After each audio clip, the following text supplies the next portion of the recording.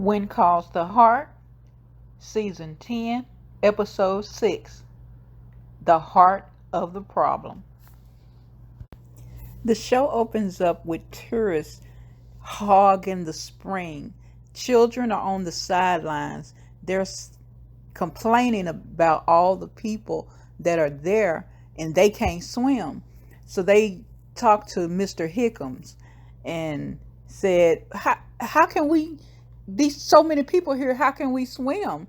And he said, well, he looked around and one of the tourists yelled, you kids, pipe down over there. And Mr. Hickams, Mike, said, well, maybe y'all should come back later. And Angela said, we're the ones who discovered the spring. And Mike said, well, the spring is the whole reason they come to Hope Valley. And maybe you all should just come back later. And they said, well, we have to go to school. And he didn't say anything else, and they just turned around and walked away. Rosemary and Lee still haven't named the baby. They're trying out different names. Maggie thought the name was Myrtle. Nathan thought the name was Dimples. And the name they're trying out now is Lee's great aunt's name, Gussie. Because the tourists are spending money in Hope Valley, Joseph is doing well. Minnie was going over their finances and she saw that Joseph is doing much better than they were before. And she said that he could take a break. Does he have to do everything? And he said, yeah, because what if something happens?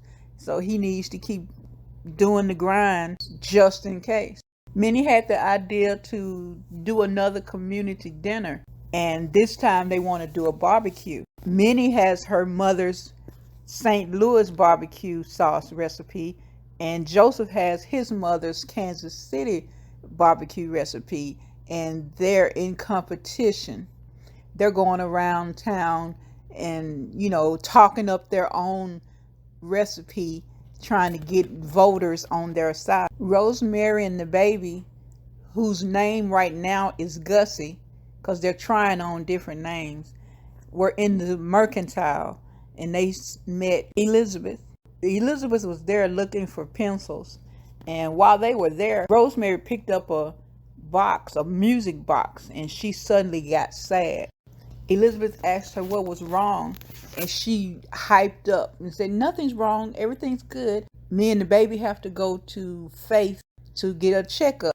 Nathan went to the town of the young man who's working at the mercantile, the guy who tried to rob Faith. He said, I didn't realize it was that bad up there.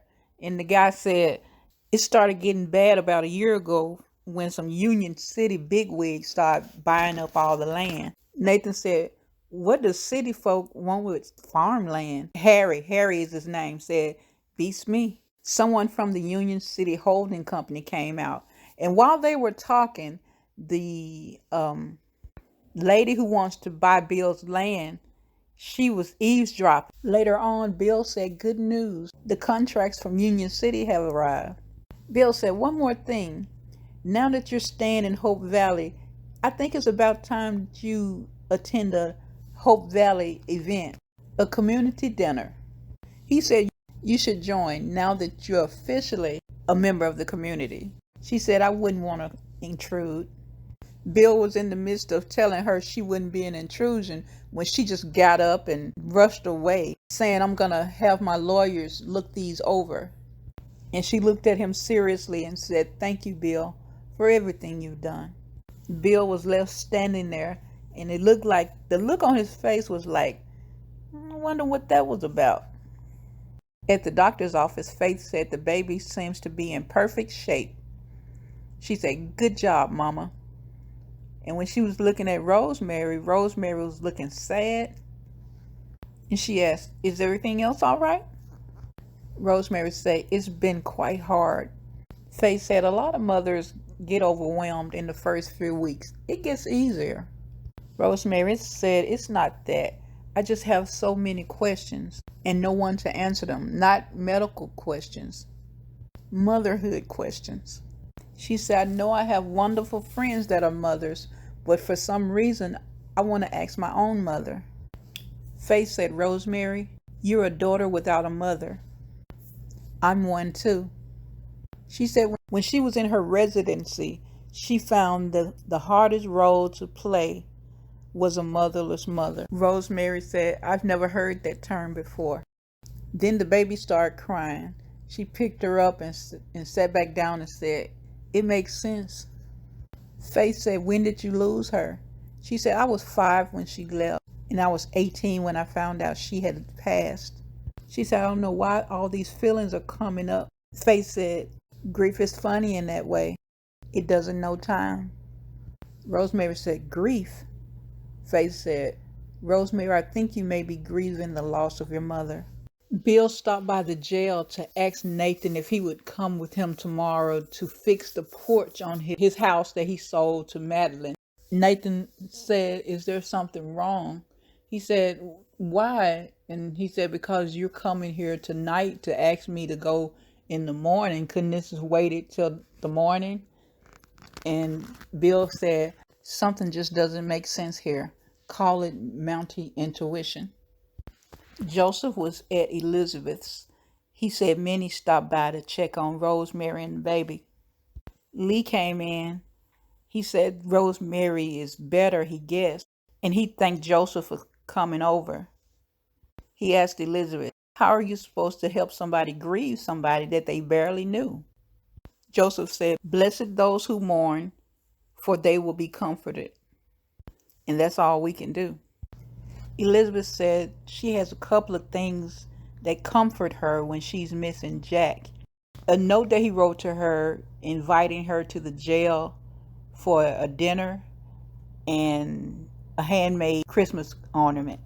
Joseph said, it's the little things that make us feel close to the ones we've lost.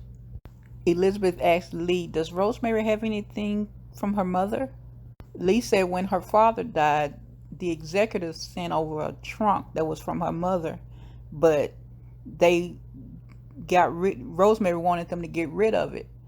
And they gave it to Joseph. Lee gave it to Joseph to get rid of, and Joseph kept it.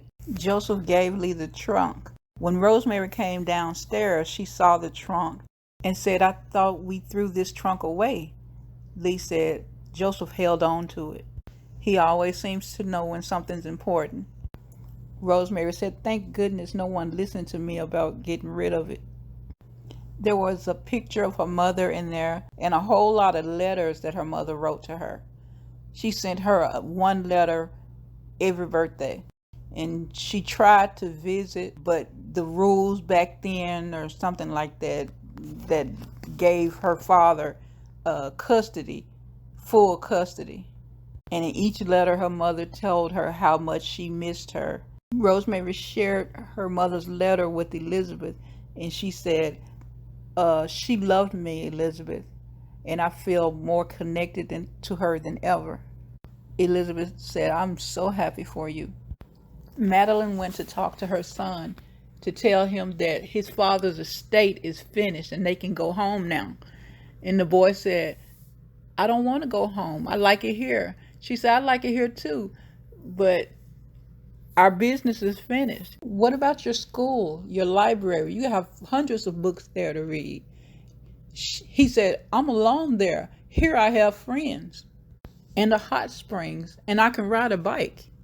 She said, yeah, and I want that for you, but he said, but what? And she said, nothing. She hugged him and said, I just love you so much. Everyone showed up for the community barbecue dinner. They were having a good time, and they decided, Minnie and Joseph, that the barbecue sauces would be a tie because no one would say whose sauce was the best. They didn't want to vote on it. Nathan asked Faith to dance, and the children struck a deal with the tourists about the spring. Rosemary and Lee named the baby Goldie Marigold Elizabeth Coulter. And the show goes off with Rosemary reading Goldie stories that her mother wrote. And she says she has plenty more to read to her. Thanks for watching. Like, comment, subscribe.